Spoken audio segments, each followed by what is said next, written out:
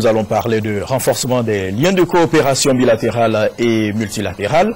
Le ministre d'État, ministre des Affaires étrangères, a reçu plusieurs diplomates à ce sujet.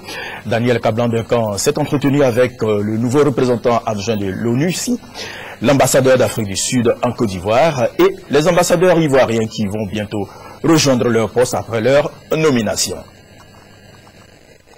Le ministre d'État, ministre des Affaires étrangères, Daniel Kablan-Duncan, accorde audience et séance de travail aux représentants d'institutions et chefs de missions diplomatiques accrédités en Côte d'Ivoire. L'échange avec le représentant spécial adjoint au niveau de l'ONUCI, Arnold Akodjenou, a porté sur l'appui de l'organisation onusienne au processus de consolidation de la paix en Côte d'Ivoire. Je me suis permis de m'introduire et de faire le point de la situation et lui réitérer, je dirais, mon souci et mon objectif de consolider ce qui a été entrepris par l'ONUCI jusqu'ici.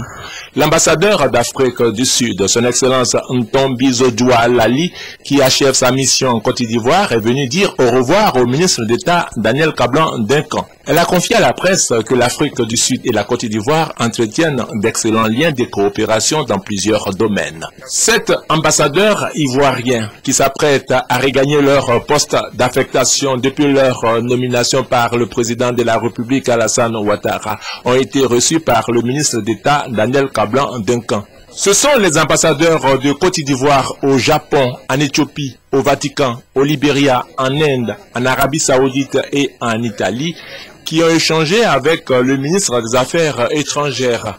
L'échange a porté sur la réussite de leur mission dans les pays où ils seront accrédités.